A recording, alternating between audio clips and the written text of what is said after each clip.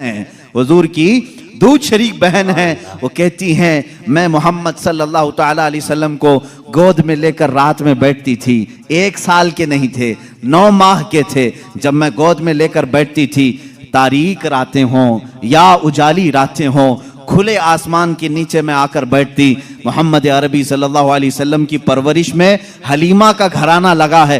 कहती हैं हम मालदार नहीं थे, खेल खिलौने वाली चीजें हमारे घर नहीं होती थी, लेकिन शहमा कहती हैं जब मोहम्मद मेरी गोद में होते रात को 14वीं का चांद चमक रहा होता और मोहम्मद सल्लल्लाहु अलैहि वसल्लम गोद से उंगली को यूं उठाते, चांद इधर चला जाता, कभी चांद इधर जाता, गोद में उंगली जिस तरफ करते वो चांद उधर ही झुक जाता था।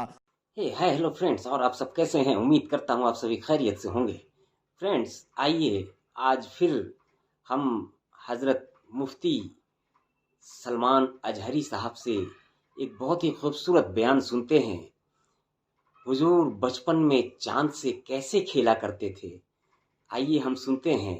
आज तो लोग चांद में जाने के लिए क्या क्या मशक्क़त करते हैं, मगर हमारे हुजूर सरवर कायनात फ़ख्र मौजूदात सल्लल्लाहु ताला अलैहि वसल्लम चांद से खेला करते थे।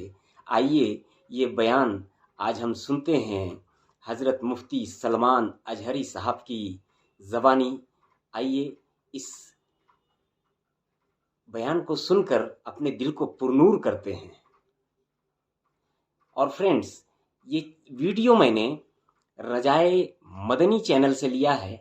इस चैनल का और इस वीडियो का लिंक मैं अपने डिस्क्रिप्शन बॉक्स में दे दूंगा। आप सभी से गुजारिश है कि आप इनके चैनल पर जाकर इन्हें भी सब्सक्राइब कर लें और अच्छी अच्छी वीडियो देखें। आइए सुनते हैं मुफ्ती सलमान अजहरी साहब की ज़बानी।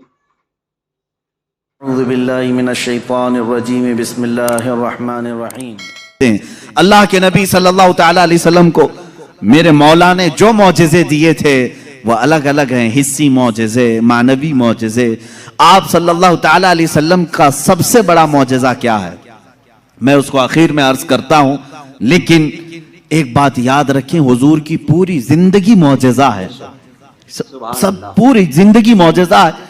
आपके जो बयानात हैं वो हदीसें वो मौजिज़ा हैं। हुजूर पाक सल्लल्लाहु ताला अलैहि वसल्लम का चलना फिरना उठना बैठना सब मौजिज़े की शक्ल में है, इसलिए कि इस तरह की चीजें आम आदमी कर नहीं सकता।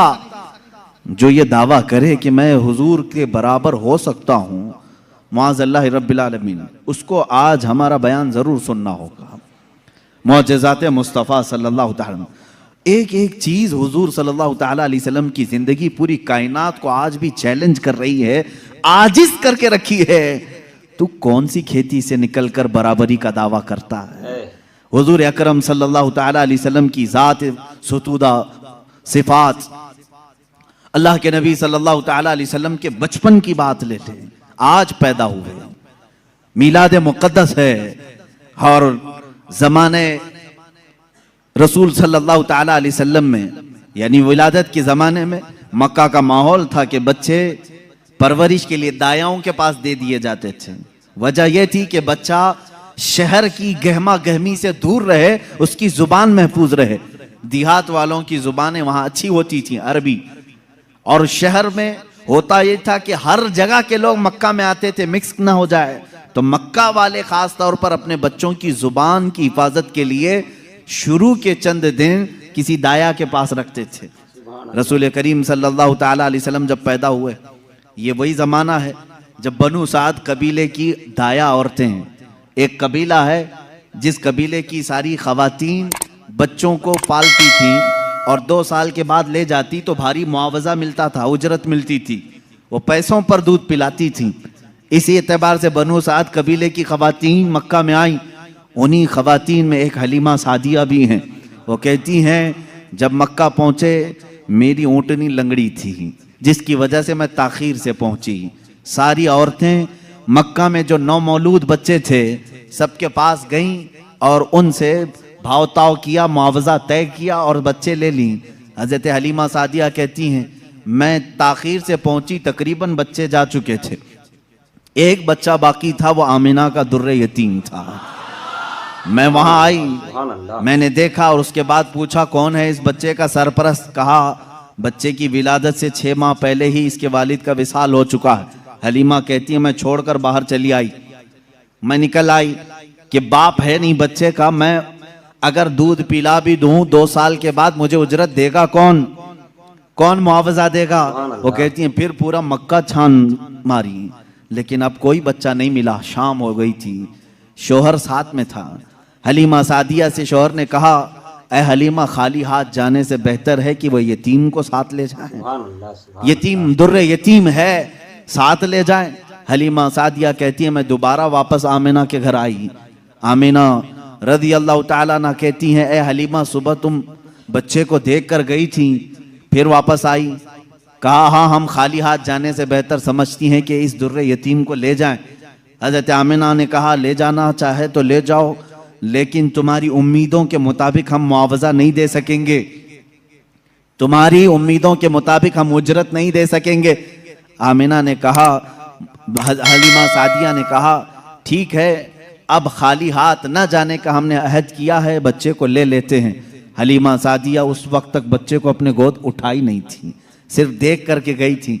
गोद में जब लिया, हलीमा सादिया कहती हैं मेरे पेशानी से लेकर तलवों तक ठंडक पहुंच गई थी। पहली मर्तबा गोद में लिया, उसके बाद उसके शौहर हलीमा सादिया के साथ वो बाहर आई। कहती हैं कि मेरी सारी साथियाँ, मेरी सहेलियाँ जो बनु साद कबीले की खवातीन थीं वो जा चुकी थीं और सारे सफ़र पर थीं। मेरी ऊँटनी लंगड़ी और फिर ताखीर भी अलग, मैं बच्चे को लेकर के उसी लंगड़ी ऊँटनी पर बैठी। अल्लाह अकबर, ये पहला मौजज़ा मेरे आका का है। ऊँटनी जो लंगड़ी थी बिल्कुल सेहत याब हुई और इतनी तेज़ दौड़ने लगी, इतनी तेज़। हलीमा सादिया कहती हैं बनु साद कबीले में सबसे पहले मैं हाजिर हुई। मेरा बच्चा जिसको मैं लेकर आई थी अब्दुल्लाह का दुर्रे यतीम, सबसे पहले बनु साद में हाजिर हुई। और काफ़ी देर के बाद दूसरी सहेलियां हमारी बच्चों को ले आई। उन्होंने आते ही हमसे पूछा हलीमा तेरी ऊँटनी तो लंगड़ी थी, तेरी ऊँटनी कमज़ोर और लागर थी, तू पीछे रह गई थी, इतनी तेज कैसे आ गई। हलीमा सादिया कहती हैं हाँ, ऊँटनी मेरी लंगड़ी थी लेकिन सवार बहुत ही आला था। जैसे ही ये बच्चा इस ऊँटनी पर सवार हुआ, न जाने इसमें ताकत कहाँ से आई, सबसे पहले मैं हाजिर हुई। सारी औरतों ने महसूस किया ये एक मौजज़ा नहीं, बनु साद जो कबीला है वो आज भी है ताइफ के करीब, आज भी वो कबीला है हलीमा सादिया का कबीला जिसको बनु साद कहते हैं। उस कबीले वालों का बयान है कि ये रात ऐसी थी, पूरे बनु साद कबीले की बकरियों के दूध से थन भर चुके थे, सारे कबीले वालों की बकरियों के थन दूध से भर चुके थे। हलीमा सादिया कहती हैं जब मैं बच्चे को घर में ले आई तो अजीब सी राहतें और बरकतें और हवाएं चलने लगी। लोगों ने महसूस किया आज तक बनु साद कबीले में ऐसी खुशगवार हवाएं आई नहीं थी, लेकिन लोगों ने बाद में ये महसूस किया ये हलीमा सादिया के घर जो बच्चा आया है उसी की बरकतें हैं। एक के बाद दीगरे लोगों ने मौजज़े देखे भी। हलीमा सादिया की जो बेटी हैं शैमा, जो हुजूर सल्लल्लाहु अलैहि वसल्लम की दूध शरीक बहन है, हुजूर की दूध शरीक बहन है, वो कहती हैं मैं मोहम्मद सल्लल्लाहु ताला अलैहि वसल्लम को गोद में लेकर रात में बैठती थी। 1 साल के नहीं थे, 9 माह के थे जब मैं गोद में लेकर बैठती थी। तारीक रातें हों या उजाली रातें हों, खुले आसमान के नीचे मैं आकर बैठती। मोहम्मद अरबी सल्लल्लाहु अलैहि वसल्लम की परवरिश में हलीमा का घराना लगा है। कहती हैं हम मालदार नहीं थे, खेल खिलौने वाली चीजें हमारे घर नहीं होती थी, लेकिन शैमा कहती हैं जब मोहम्मद मेरी गोद में होते रात को 14वीं का चांद चमक रहा होता और मोहम्मद सल्लल्लाहु अलैहि वसल्लम गोद से उंगली को यूं उठाते, चांद इधर चला जाता, कभी चांद इधर जाता, गोद में उंगली जिस तरफ करते वो चांद उधर ही झुक जाता था। आला हजरत इमाम इश्क व मोहब्बत फाजिल बरेलवी रदी अल्लाह ताला अन्हु यूं फरमाते हैं चांद झुक जाता उधर, उंगली उठाते महद में, क्या ही चलता था इशारों पर खिलौना नूर का, क्या ही चलता था इशारों पर खिलौना नूर का। सुबह तैबा में हुई बटता है बाड़ा नूर का, सदका लेने नूर का आया है तारा नूर का।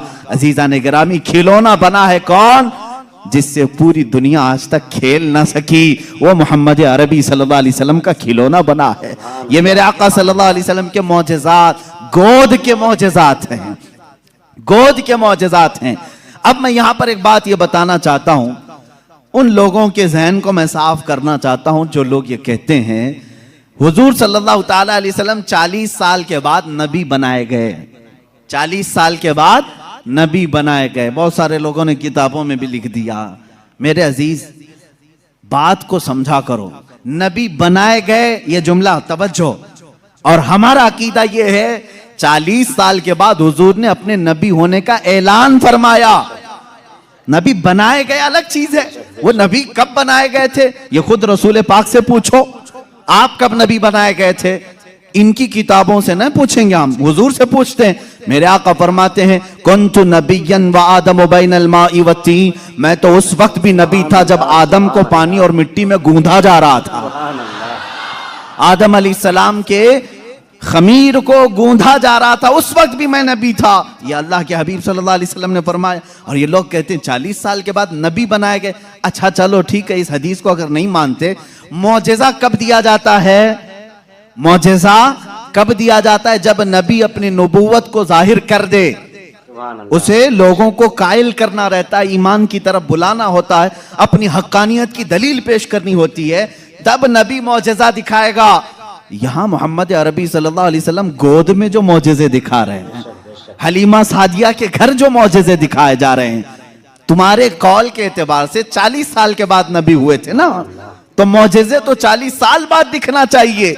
हलीमा सादिया की गोद में जो मौजज़े दिख रहे हैं, इससे पता चलता है वो पैदाइशी नबी थे। ऐलान का हुक्म 40 साल के बाद अल्लाह ने दिया, वो नबी नबूवत लेकर के दुनिया में आए। सुभान अल्लाह, सुभान अल्लाह, माशाअल्लाह। दोस्तों, आपको कैसा लगा ये बयान? माशाअल्लाह, बहुत ही खूबसूरत बयान। हुजूर सरवर कायनात जब गोद में थे तभी चांद से खिला करते थे, माशाअल्लाह। दोस्तों, आपको ये बयान कैसा लगा आप कमेंट में ज़रूर बताएं, और हमारे चैनल को सब्सक्राइब कर लें इसी तरह की अच्छी अच्छी वीडियो देखने के लिए, और लाइक शेयर कमेंट ज़रूर करें। अगला वीडियो लाने तक के लिए आप सबसे इजाज़त चाहते हैं। अल्लाह हाफिज़, दुआ में याद रखें।